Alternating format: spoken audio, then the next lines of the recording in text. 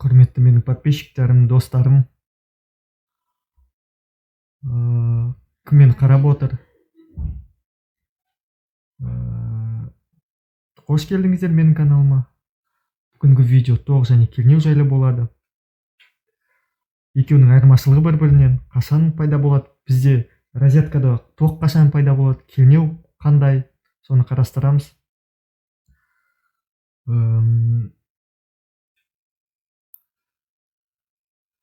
Ғылыми тілмен айтқанда, кернеу мысалы, кернеу дегеніміз ол екі нүкте арасындағы потенциалдардың айырымы, ал тоқ күші дегеніміз, тоқ дегеніміз зарядталған бөлшектердің бейберекетсіз қозғалысы. Тоқ күші дегеніміз бір секунд ішіндегі зарядтардың өту жылдамдығы, мысалы бір секундта қанша заряд өтеді, сонша тоқ күші болады. Тоқ күші тоқ күші ампермен өлшеу шамасы, кернеудікі вольт. Ал енді қарапайым тілмен түсіндіріп берейік. Мысалы ретінде міне батарейканы алдым мен. Батарейканы міне 9 вольттық батарейка, крона батарейка дейді. Бұл не деген мағынаны? 9 вольт деген не деген мағынаны білдіреді?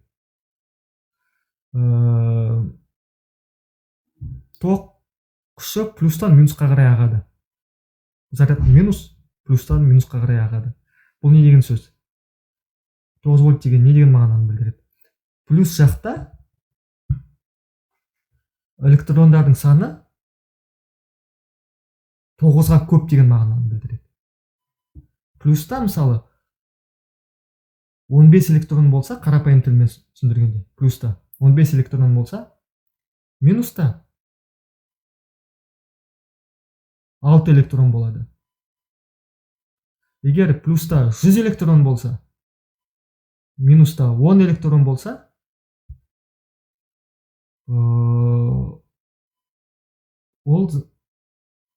бұл батарейка 90 вольтқа болар еді. Сол қарапайым тілмен түсіндіргенде осылай.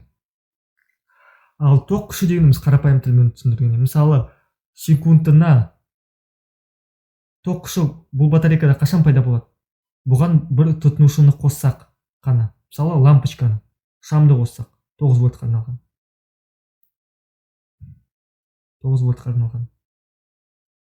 Секундына 3 заряд өтсе, 3 электрон өтсе, 3 ампер болады. Заряд плюстан минусқа тек қана тұтынушы бар кезде ғана өтеді. Ал егер біз сыммен плюс пен минусты жай қоса салсақ, қысқа тұйықталу болады.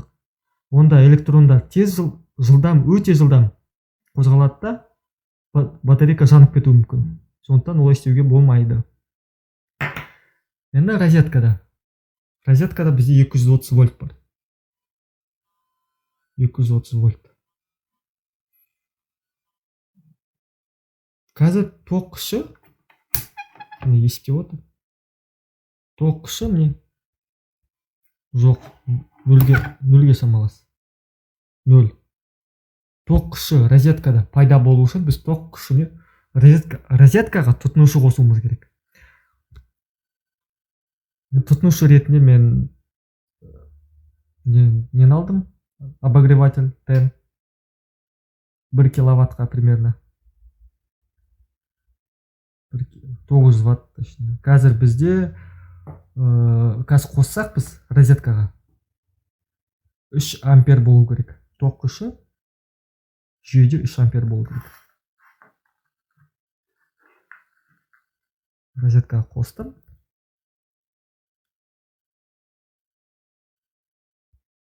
Обогреватель қызды. Міне біздің жүйемізде, электр жүйемізде қазіргі уақытта розеткасында 3-5 ампер. Осылай. Қарапайым тілмен түсіндіргенде ол осылай болады. Сау болыңыздар, рахмет сіздерге.